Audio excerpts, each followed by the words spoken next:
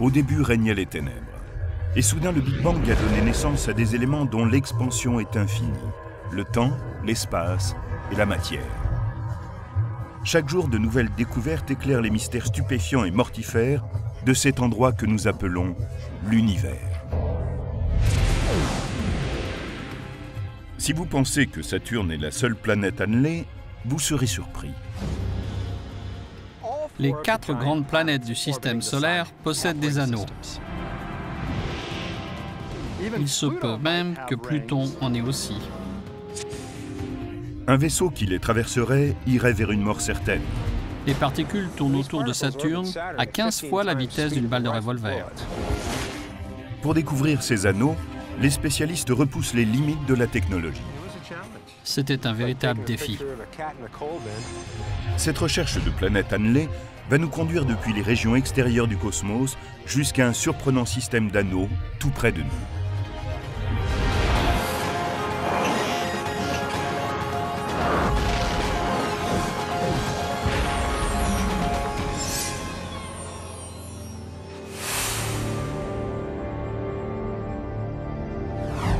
Voici la 6e planète à partir du Soleil. Vous ne la reconnaissez pas? C'est parce qu'il manque quelque chose. Sans ces célèbres anneaux, Saturne ne serait qu'une planète comme une autre. Ce sont eux qui font sa beauté. L'enthousiasme qui naît lorsqu'on voit les anneaux de Saturne à travers un télescope est inexprimable. C'est une vision tellement merveilleuse. Tout le monde est en admiration devant les anneaux de Saturne, depuis leur découverte par Galilée en 1610. Dès lors, forts de ce qu'ils avaient appris grâce à Saturne, les astronomes sont partis à la découverte d'autres planètes annelées. Mais quand on observe les anneaux de Saturne, que voit-on exactement? La perfection que nous admirons depuis la Terre dissimule une scène de chaos. Les objets s'entrechoquent et rebondissent les uns contre les autres. Une sorte de champ de débris, glacé et chaotique, tourne autour de Saturne. Avec le temps, les chasseurs d'anneaux ont découvert que ce long ruban était en fait composé d'une série de 7 grands anneaux situés au niveau de l'équateur de Saturne. Les premières images détaillées des anneaux de Saturne ont été prises par Voyager vers 1980. Ces photos étaient vraiment à couper le souffle. Chaque anneau est constitué de milliers de milliards de particules qui vont de la taille d'un grain de poussière jusqu'à celle d'une maison. Ils sont très visibles car ce sont les plus brillants du système solaire. Ils étincellent car ils sont très compacts et que les plus gros morceaux réfléchissent particulièrement bien la lumière. Ils sont presque entièrement constitués de glace. Si l'on se plaçait à quelques mètres sous les anneaux de Saturne, on verrait une grande étendue de rochers et de boules de glace, de boules de neige. À travers certaines zones, on pourrait apercevoir les étoiles situées de l'autre côté, tandis que d'autres zones très denses seraient opaques. Ce serait certainement magnifique comme vision. Les astronomes ont simplement désigné les 7 grands anneaux par les lettres de l'alphabet, et ce, dans l'ordre où ils les ont découverts. A, B, C, D, E, F. Et le dernier, détecté en 1980, G. Les chasseurs d'anneaux ont découvert un système qui s'étend sur une zone de 290 000 km de diamètre. D'un bord à l'autre, les anneaux sont 2 à 3 fois plus larges que la distance qui sépare la Terre de la Lune. Ils sont assez vastes. Ce qui est incroyable, c'est que les anneaux sont tout à fait plats. Ils font moins de 3 mètres d'épaisseur. Ils sont très plats, un peu comme une feuille de papier, mais de la taille de Central Park. Mais ces magnifiques structures sont prises dans un mouvement perpétuel extrêmement rapide. Leurs particules glacées filent autour de la planète à plus de 85 000 km/h. Comme une piste cosmique sans fin sur laquelle fonceraient des bolides de course, les anneaux promettent une mort certaine à quiconque s'en approcherait de trop près. Ces particules tournent autour de Saturne à 15 fois la vitesse de celle d'une balle de revolver. Un débris de 5 cm de large pourrait percer un trou fatal dans un vaisseau.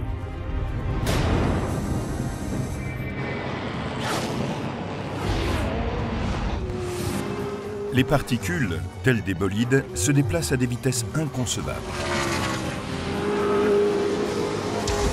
Et chaque particule de l'anneau se déplace quasiment à la même vitesse que celle qui l'entoure. Mais comme malgré tout ils n'ont pas exactement la même vitesse ni la même direction et qu'ils subissent parfois des transformations, ces morceaux de glace se frôlent et se percutent en permanence. Comme des véhicules lancés dans une compétition automobile. La plupart des chocs sont de faible impact et n'ont guère d'effet. Mais parfois, une collision peut projeter une particule à toute allure dans l'espace.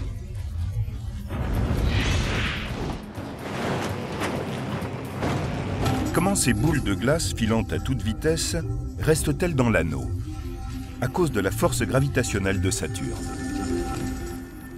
Si la force gravitationnelle de Saturne cessait soudain, les particules de l'anneau s'envoleraient dans les directions qui seraient les leurs à ce moment précis.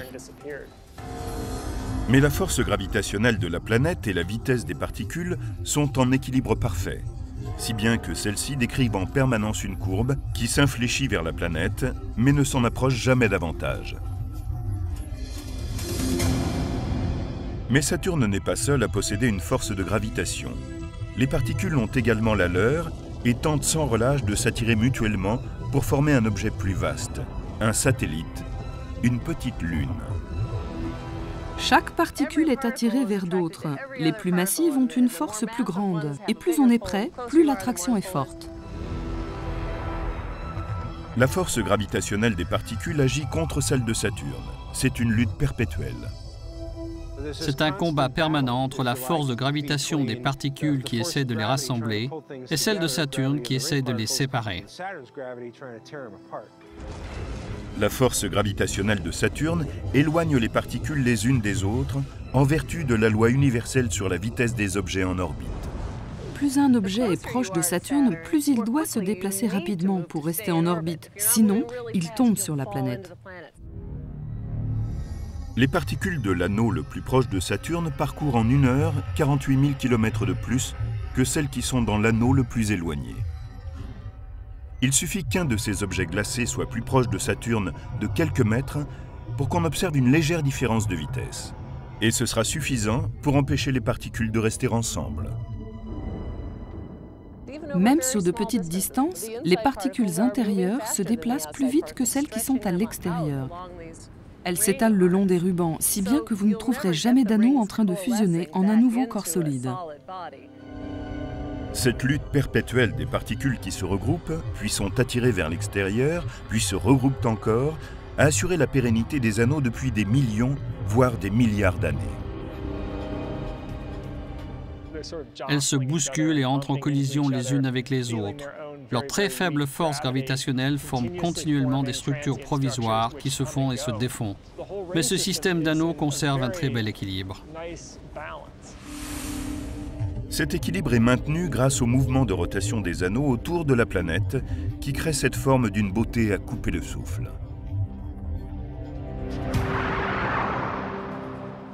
Nous sommes venus dans une pizzeria pour voir comment le disque est la forme naturelle d'un objet en rotation.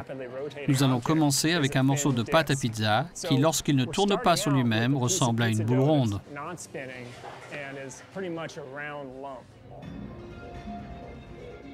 Quand on lance la pâte et qu'elle entre en rotation, elle s'aplatit naturellement pour former un disque très mince. C'est la force centrifuge qui fait que la pâte s'étale. Pour la même raison, le mouvement orbital rapide des particules des anneaux de Saturne, autrement dit la rotation des anneaux de Saturne, leur permet de former un disque extrêmement mince, très stable, ayant une durée de vie très longue. Mais si les anneaux sont aussi stables, pourquoi ont-ils disparu 2 ans après leur découverte par Galilée, le premier chasseur d'anneaux? En 1610, il observe pour la première fois des anneaux qui, dans son télescope assez rudimentaire, lui apparaissent comme des cercles entourant la planète. Mais en 1612, lors d'une autre observation, les cercles ont disparu. Galilée n'en revient pas, mais la solution de cette énigme est bien connue des astronomes modernes. Galilée ne les a pas vus la seconde fois, parce qu'à ce moment précis, les anneaux de Saturne étaient à la limite de son champ de vision et donc il ne pouvait les apercevoir. Cette vision limite se produit 2 fois au cours des 30 ans que met Saturne pour tourner autour du Soleil. L'angle selon lequel on peut voir les anneaux change constamment, car la planète s'incline de 27 degrés sur son axe. Voici Saturne. Elle est inclinée de 27 degrés, si bien que lorsqu'elle me fait face, je peux voir ses anneaux d'en haut. La planète se déplace. Maintenant, elle est ici, et les anneaux apparaissent de profil, telle une fine ligne droite. Ensuite, quand elle se déplace de l'autre côté, on peut voir l'anneau par en dessous. Le mystère de Galilée fut rapidement résolu par les chasseurs d'anneaux qui lui succédèrent. Mais on débat encore aujourd'hui d'une question fondamentale à propos de Saturne. D'où viennent ces anneaux? C'est la plus grande énigme dans ce domaine. Quelle est l'origine des anneaux de Saturne? 2 théories s'affrontent. Selon la première, les anneaux se seraient formés juste après la naissance de Saturne, il y a 4,5 milliards d'années. C'est ce qui resterait du disque en rotation qui a donné naissance à la planète. La seconde théorie les fait remonter à 100 millions d'années. Ce sont presque des nouveau-nés. Si les dinosaures avaient eu des télescopes et avaient pu observer Saturne, peut-être n'auraient-ils vu aucun anneau, car ils sont sans doute plus récents. Nous avons la chance qu'ils soient là et de disposer de la technologie nécessaire pour les explorer. On pense que les anneaux de Saturne sont nés à la suite d'un événement cataclysmique. Mais s'agit-il d'une collision massive entre une lune et un astéroïde? Ou une force invisible aurait-elle déchiqueté une lune en milliards de morceaux?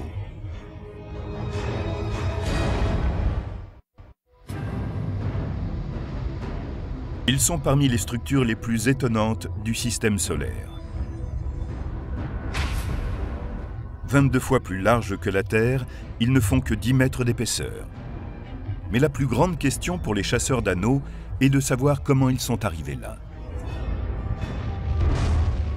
Beaucoup pensent que les anneaux sont apparus lorsqu'une des lunes de Saturne a été déchiquetée en millions ou en milliards de morceaux par une force puissante, appelée l'effet de marée ou force de marée.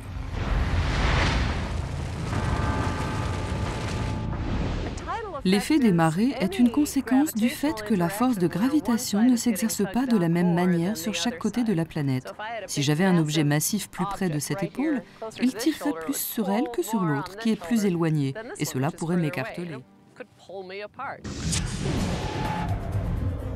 Dans un trou noir où la gravitation est extrêmement puissante, l'effet de marée pourrait déchiqueter quelque chose d'aussi petit qu'un être humain. Vous avez déjà entendu le mot spaghettification? C'est quand le trou noir tire sur vos pieds et vous étire comme un long spaghetti. Dans des endroits moins extrêmes, comme notre système solaire, l'effet de marée ne s'exerce que sur de grands objets, comme les planètes ou les lunes. Quiconque est allé au bord de la mer a pu observer l'action de l'effet de marée de la Lune sur la Terre. La partie de la Terre la plus proche de la Lune est attirée plus fortement vers la Lune que l'autre partie.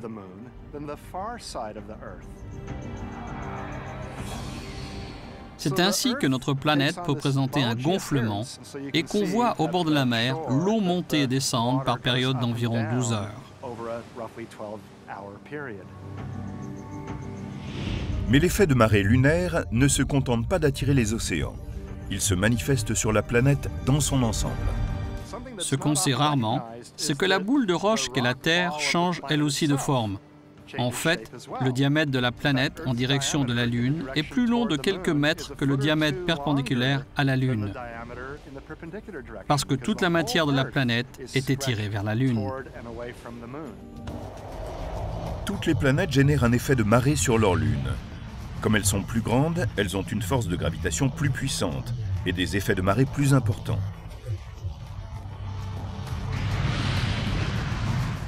Notre Lune est composée de roches et de métaux beaucoup trop solides pour être déchirés par l'effet de marée terrestre.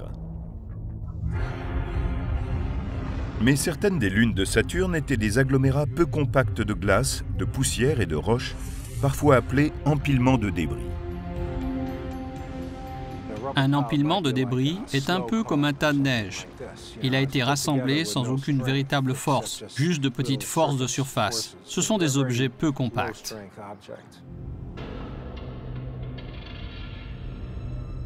Certains spécialistes pensent qu'il y a 100 millions d'années, l'une de ces lunes se serait aventurée trop près de Saturne.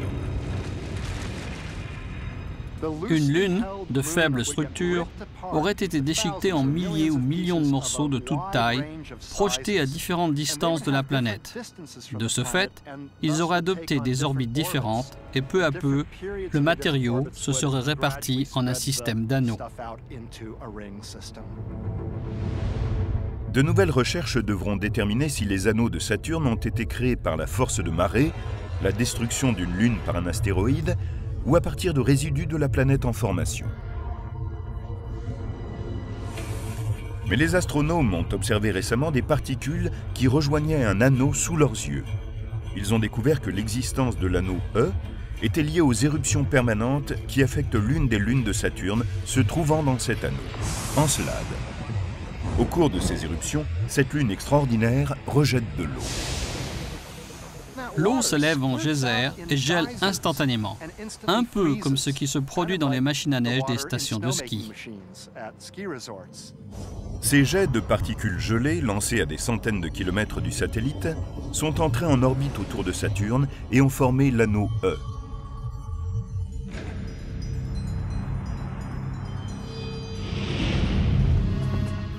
Les astronomes ont ressenti une grande émotion en voyant ces particules s'agréger à l'un des anneaux de Saturne. Mais ils ont eu une autre surprise cachée dans les particules microscopiques de l'anneau E.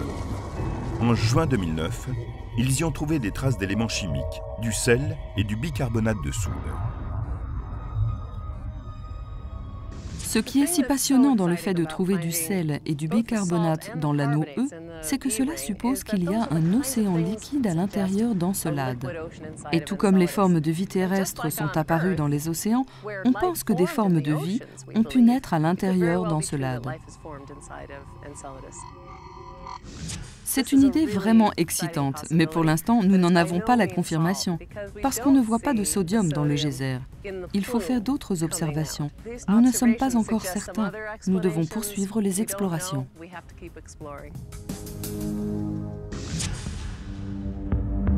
Les astronomes reçoivent chaque jour de nouvelles données à propos de Saturne et de ses anneaux grâce au vaisseau spatial lancé en 1997, la sonde Cassini-Huygens.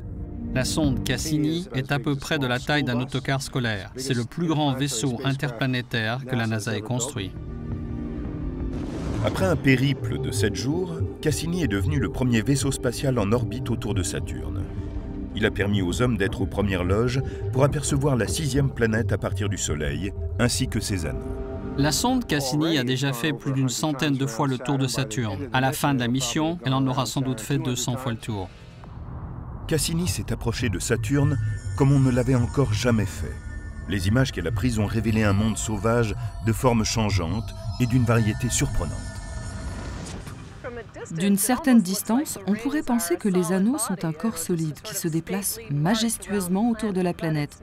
Mais ce n'est pas du tout cela. Ils suivent un processus très chaotique.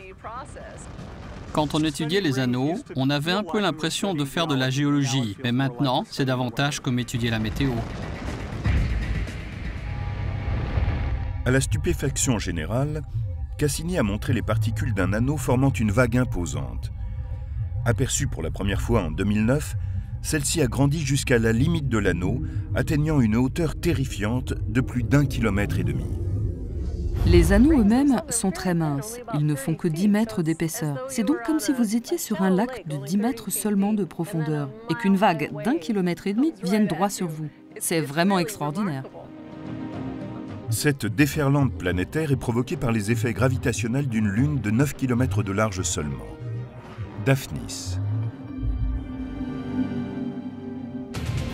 Elle est tellement proche de l'un des anneaux de Saturne que sa force de gravitation est assez puissante pour donner naissance à ces gigantesques vagues. Cela montre à quel point l'interaction entre les lunes et les anneaux est puissante et remarquable. Ces vagues ne sont qu'une des manières dont les lunes impriment leurs marques sur les anneaux. Elles transforment aussi la forme des anneaux, si bien qu'on a des espaces, des bordures et des divisions très claires entre eux. Les satellites qui délimitent ces bordures et ces divisions sont appelés des satellites bergers. L'anneau F de Saturne est encadré par 2 lunes de ce type qui rassemblent les particules en anneaux. Ces satellites, Prométhée et Pandore, sont comme les cow-boys de Saturne. Ils ont la même fonction que les vachers dans les ranchs. C'est bon, on y va.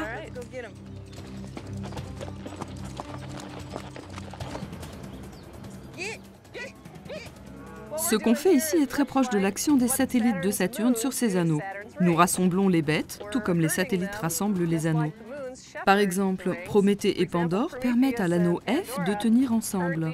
Je suis à l'intérieur comme Prométhée, et ma partenaire est à l'extérieur comme Pandore.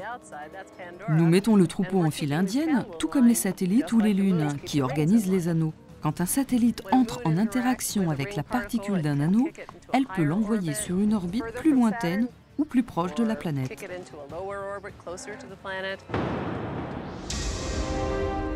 Pandore étant plus éloignée de Saturne, elle tourne plus lentement que les particules de l'anneau. Si l'une d'entre elles s'égare, la force gravitationnelle de Pandore l'attire, la ralentit et la fait retomber dans l'anneau. À l'intérieur, Prométhée tourne en orbite à une vitesse plus élevée que l'anneau de particules.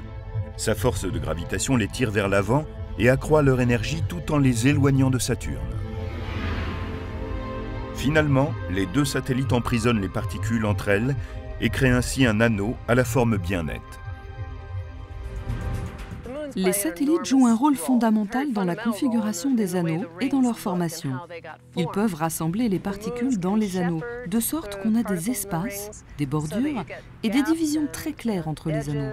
Ceux-ci sont donc complètement dominés par leurs satellites, du début à la fin. Les rubans étincelants de Saturne ont conduit à la recherche d'autres anneaux. Mais pendant des siècles, ce sont les seuls que l'on connaissait. Les chasseurs d'anneaux rêvaient d'en découvrir d'autres. Ils soupçonnaient leur existence, mais n'apercevaient rien de comparable à ceux de Saturne. À la fin du XXe siècle, une petite équipe d'astronomes dirigea son télescope sur Uranus pour mieux connaître l'atmosphère qui l'entoure. Ils n'étaient pas des chasseurs d'anneaux, mais leur mission les conduisit à la plus grande découverte dans ce domaine depuis plus de 300 ans.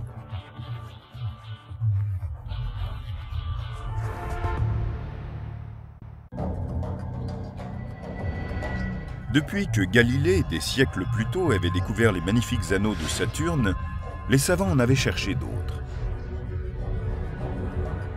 Mais le temps avait passé, attisant la frustration des chasseurs d'anneaux qui restaient bredouilles. En 1977, la petite équipe de chercheurs qui observait la planète Uranus ne s'intéressait qu'à son atmosphère. Le 10 mars, ils s'envolent dans un avion transformé en laboratoire jusqu'aux limites de l'atmosphère terrestre et pointent leur télescope sur la 7e planète depuis le Soleil.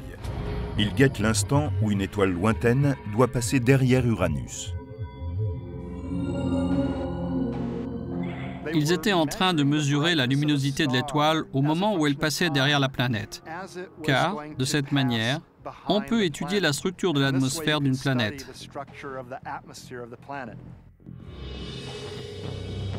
Mais tandis que l'étoile se rapproche d'Uranus, il se produit quelque chose d'étrange. Avant qu'elle n'arrive derrière Uranus, la lumière a clignoté plusieurs fois. Les spécialistes stupéfaits attendent de voir ce qui va se passer quand l'étoile réapparaîtra de l'autre côté. Après avoir émergé de derrière Uranus, elle a encore clignoté plusieurs fois. Ils viennent de faire une découverte totalement inattendue. Les clignotements sont parfaitement symétriques autour de la planète. Cela signifie qu'ils ont découvert une seconde planète annelée. Les anneaux d'Uranus étaient une véritable surprise. C'était très émouvant de les voir pour la première fois. C'est le premier système d'anneaux découvert en plus de 350 ans. Et il n'est que le premier d'une série. Deux nouveaux systèmes d'anneaux sont bientôt découverts. L'un sur la lointaine Neptune et l'autre sur la plus grande planète du système solaire, Jupiter. Nous connaissons donc 4 planètes à anneaux. Plus exactement, les 4 planètes géantes qui tournent autour du Soleil possèdent des anneaux. Mais si les anneaux sont si communs, pourquoi les astronomes ont-ils mis tant de temps à les trouver? Parce que les anneaux des autres planètes sont assez différents de ceux de Saturne. Ce n'est pas un hasard si les anneaux de Saturne ont été découverts au début du XVIIe siècle et si on n'en a trouvé aucun autre avant la fin du XXe. Les anneaux de Saturne sont larges, lumineux et spectaculaires. Ceux des autres systèmes sont beaucoup plus durs à saisir. C'est en partie à cause de leur taille. Un aspect très surprenant des anneaux d'Uranus est qu'ils sont très étroits. La plupart des anneaux de Saturne sont larges de milliers de kilomètres, alors que la majorité de ceux d'Uranus couvrent moins de 3 kilomètres. Ils sont également très sombres, alors que les anneaux de Saturne, qui se composent de glace, sont très lumineux. Imaginez quelque chose de plus noir que le goudron. Ils sont plus sombres que tout ce que vous puissiez sans doute jamais voir. Les anneaux ultra-périphériques d'Uranus sont tellement sombres que les chasseurs d'anneaux ne les ont pas découverts avant 2003. Et cela en grande partie parce qu'il n'y a presque rien en eux. Dans ce système, il y a des nuages de poussière très fine, avec un facteur de remplissage d'1 pour 100 000 ou 1 pour 1 million. Ces particules sont très éloignées les unes des autres. C'est un peu comme une piste automobile qui irait de la Terre à la Lune, aller-retour, et où ne rouleraient que quelques bolides.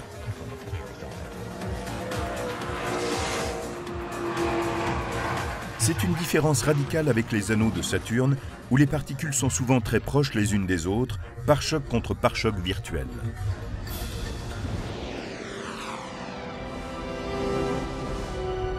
Les anneaux extérieurs d'Uranus sont très clairsemés, mais ce ne sont pas les plus légers. Les plus subtils sont les rubans extérieurs qui entourent la 5e planète à partir du Soleil. La majestueuse Jupiter possède les anneaux les plus délicats qui soient. Jusqu'à présent, les astronomes ont identifié 4 anneaux aériens encerclant la planète. Un anneau intérieur, l'anneau principal et 2 anneaux extérieurs. Contrairement aux grands morceaux de glace que l'on trouve dans les anneaux de Saturne, les particules de ceux de Jupiter sont comme de petits grains de poussière. Nous en parlons comme d'anneaux de poussière, mais il vaudrait mieux les qualifier d'anneaux de fumée. Les particules mesurent en microns, la fumée qui s'élève d'un feu est de la taille de quelques microns en général. Les anneaux, tout comme la planète, sont colossaux. Leur diamètre s'étend sur près de 500 000 km. Mais étonnamment, si on comprimait toutes les particules en une seule boule, elles ne seraient pas plus larges qu'un terrain de football.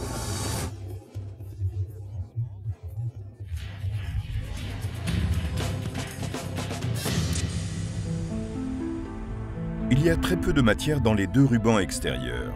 Ce sont les anneaux les plus légers que l'on ait jamais détectés dans notre système solaire.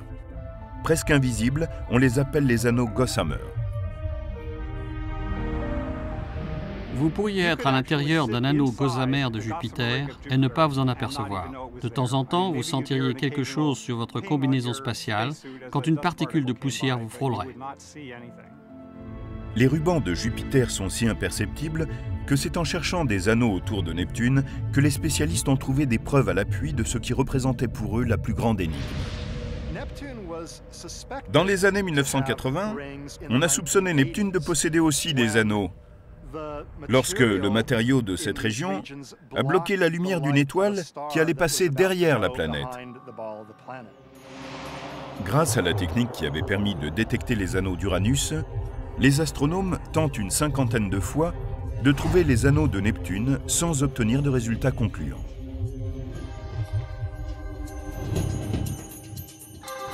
Exaspérés, ils proposent alors une explication radicale. Puisque la lumière stellaire est parfois bloquée, peut-être y a-t-il d'étranges anneaux autour de Neptune qui n'encercleraient que partiellement la planète. On a pensé que les anneaux n'étaient pas complets, car la lumière n'était pas bloquée de façon symétrique de chaque côté de la planète, comme elle était sur Uranus.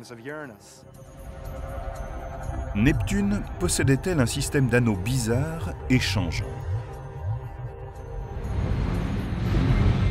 Jamais les chasseurs d'anneaux n'avaient été aussi déterminés à résoudre ce mystère, mais ils ne se doutaient pas de l'étrangeté de la solution.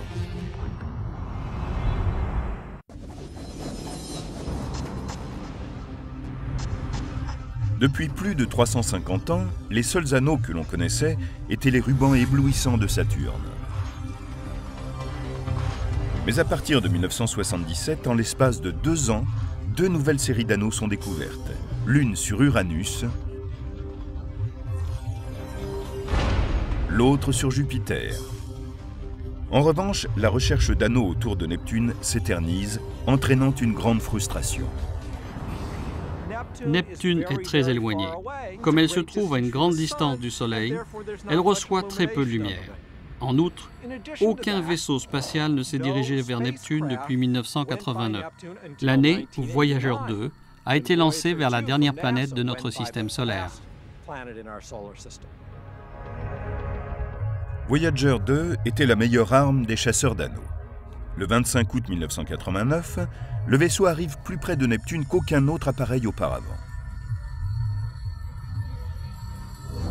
Et la sonde prend de magnifiques images de la 8e planète à partir du Soleil.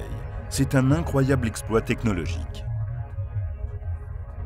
C'était un véritable défi, comme prendre une photo d'un chat dans un seau de charbon à la lumière de la Lune.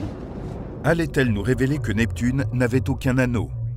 Ou en possédait une Pléiade? Ou était entourée de ces mystérieux anneaux inachevés dont avaient parlé certains astronomes? Plus d'une décennie avant la mission Voyager, les spécialistes avaient tenté de détecter des anneaux en prenant appui sur la lumière d'étoiles qui passait derrière Neptune. Certaines observations avaient permis de noter des interférences dans la lumière stellaire, mais elles ne se produisaient jamais à la même distance des 2 côtés de la planète, comme dans le cas d'anneaux complets. Neptune était exaspérante. On savait qu'il y avait là de la matière, mais on ignorait quelle était sa configuration. Quand les images de Voyager arrivent, les chasseurs d'anneaux sont enthousiastes. Non seulement ils voient des anneaux entiers, mais aussi une chose qu'ils n'avaient jamais observée dans les anneaux, des arcs. L'image la plus importante montrait une série d'arcs qui ne couvraient qu'1 dixième de la périphérie de la planète. Le reste de l'anneau était très vaporeux. Ces arcs étaient simplement des segments d'anneaux plus brillants et plus épais que le reste du ruban. La quantité incroyablement faible de matériaux dans le reste de l'anneau explique la raison pour laquelle les astronomes n'avaient pas pu détecter les anneaux dans leur totalité depuis la Terre. Les arcs sont à l'intérieur d'un anneau complet, mais le matériau de cet anneau est presque transparent. C'est pour cela que nous n'avions pas pu le voir avant qu'il ne bloque la lumière d'une étoile. La découverte d'anneaux autour de Neptune signifie que toutes les planètes extérieures, les géantes gazeuses, possèdent des anneaux. Cela reflète l'ordre naturel du cosmos, car la forme de disque de ces anneaux est l'un des modèles fondamentaux de l'univers. L'univers comprend essentiellement des objets de 2 formes, les sphères et les disques. Si la rotation est un aspect important d'une structure, elle va tendre à prendre la forme d'un disque. C'est ainsi que nous en voyons de toutes les tailles dans l'univers. C'est pourquoi les anneaux de Saturne peuvent nous éclairer sur les origines d'un système d'anneaux beaucoup plus vaste, celui qui entoure le Soleil. Les anneaux de Saturne sont un modèle qui nous permet de comprendre le processus qui mène à la formation d'une planète. Si nous remontions dans le temps et que nous visitions notre système solaire il y a 4,5 millions d'années, nous verrions le tout jeune Soleil placé au centre. Il serait entouré d'un disque de gaz et de poussière à l'intérieur duquel se seraient formées les planètes. Et ce disque ressemblerait dans une certaine mesure à un système d'anneaux.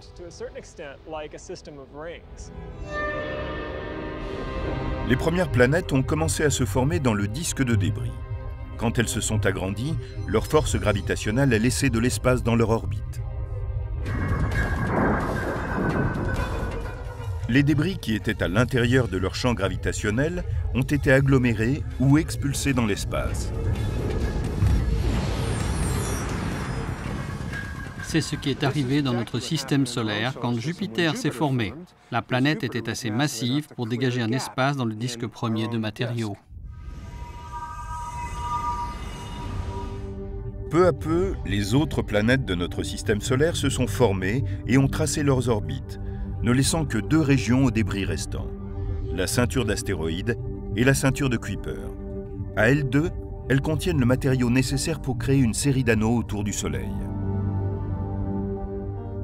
Les anneaux nous aident à comprendre la formation de la Terre, mais les spécialistes ont longtemps attendu avant de poursuivre un nouvel objectif, les planètes annelées d'autres systèmes solaires. Nous connaissons beaucoup de planètes dont la masse et la composition sont semblables à celles de Saturne. Il y a fort à parier que certaines, sinon toutes, possèdent un système d'anneaux spectaculaire. Les chasseurs d'anneaux pensent découvrir très bientôt la première planète annelée d'un autre système solaire grâce à l'un des télescopes les plus puissants au monde, le télescope spatial Kepler. Celui-ci est capable de suivre environ 100 000 étoiles en même temps. Il a été conçu pour mesurer les plus infimes variations de la lumière stellaire. Il peut donc détecter les planètes lointaines qui passent devant une étoile. Quand cela se produit, la planète bloque un peu de la lumière stellaire et Kepler peut le détecter. Si une planète annelée passe devant une étoile, les anneaux bloquent aussi la lumière stellaire, ce qui peut être mesuré par le télescope Kepler. Pendant que le télescope spatial observe les profondeurs de l'univers, les astronomes traquent un nouvel anneau à l'intérieur du système solaire. En 2006, une mission appelée New Horizon a quitté sa base de lancement. Un voyage de 4,5 milliards de kilomètres doit la mener jusqu'aux frontières glacées de notre système solaire. Si elle y parvient, elle deviendra le premier vaisseau spatial à passer devant Pluton. Les astronomes pensent que la planète naine pourrait être le premier objet rocheux dont on découvre les anneaux. Mais il y a dans notre système solaire une autre planète rocheuse dont l'anneau court vers une collision qui pourrait créer le chaos sur Terre.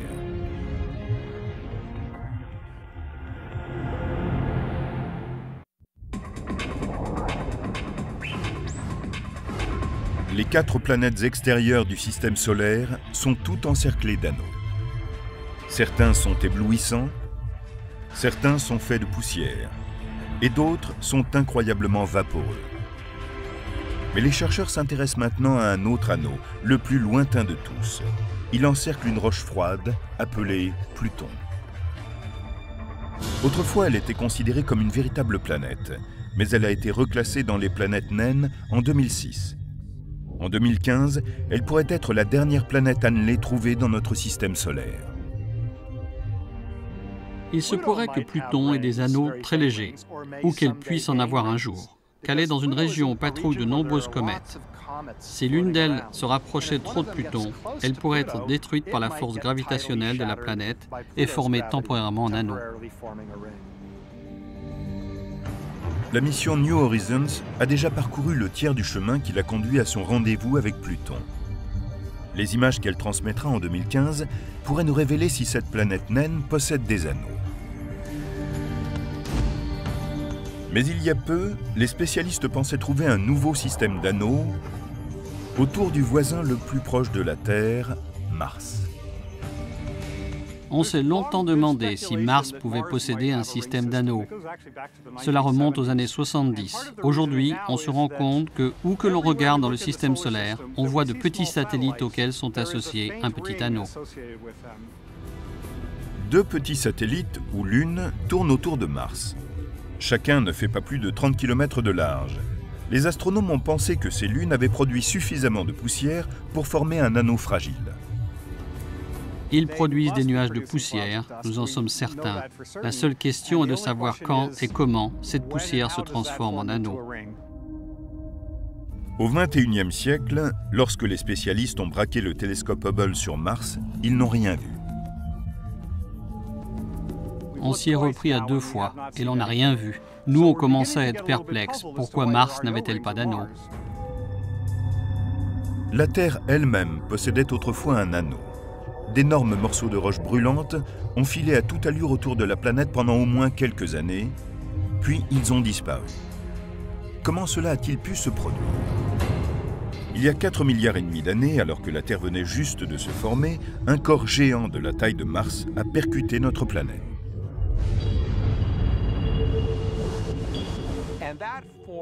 C'est ainsi que s'est formé un anneau provisoire, encore plus spectaculaire que celui de Saturne aujourd'hui. Ce n'était pas simplement un gros anneau épais et très massif, il brillait en plus d'un rouge feu. Tandis que la roche en fusion refroidissait, une partie a été rejetée vers la Terre et une autre a filé vers l'espace. Le reste du matériau s'est condensé en une sphère qui est devenue notre Lune. Mais les terriens ne doivent pas se sentir exclus. Notre planète mère possède un nouvel anneau qui n'a guère que 50 ans. Il n'est pas constitué de poussière ou de roches glacées, mais de métaux et de puces électroniques. C'est un anneau de satellite. Les terriens ont construit un anneau de satellite très compliqué d'un point de vue technologique et qui est là pour des millions d'années.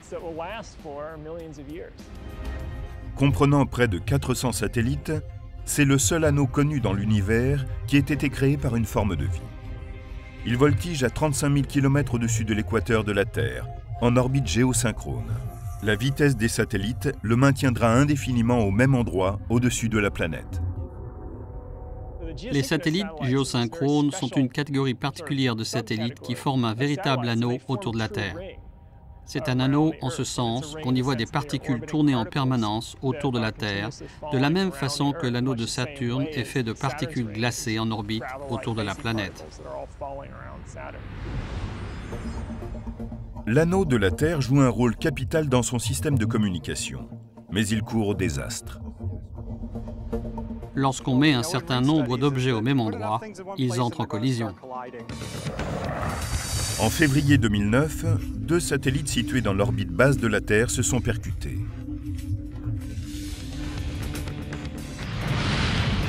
Cela a suscité une grande émotion au sein des gouvernements et de la communauté scientifique internationale.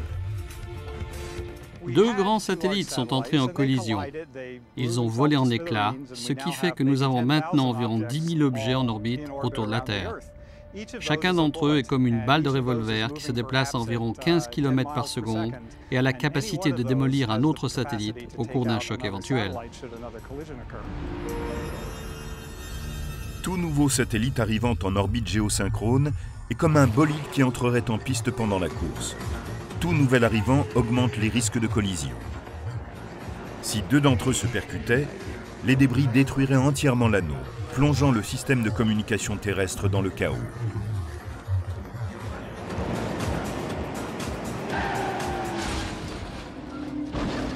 C'est un endroit dangereux pour y installer quoi que ce soit, parce que vous avez des projectiles qui passent en permanence devant vous. Les spécialistes poursuivent leur quête d'anneaux, qu'ils soient artificiels ou naturels, car c'est l'une des formes fondamentales de l'univers. S'ils ne tournaient pas dans les galaxies, le système solaire, les planètes, la vie telle que nous la connaissons n'existerait pas. Les anneaux sont le début de ce qui est possible. Si nous nous lançons à des milliards de kilomètres pour découvrir ce qui s'y cache, c'est parce que nous apprenons ainsi comment s'est formé notre monde, comment nous avons été créés et à quoi ressemble notre système solaire. En apprenant davantage sur les mystères d'autres mondes, nous approfondissons notre connaissance de la Terre.